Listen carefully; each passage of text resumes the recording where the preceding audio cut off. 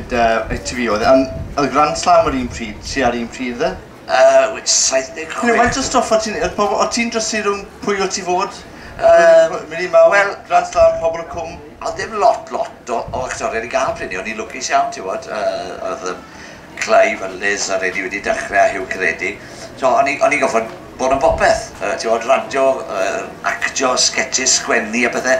Felly oedd e ddim yn challenge, achos oedd ti jyst yn fflota mewn o un y llall.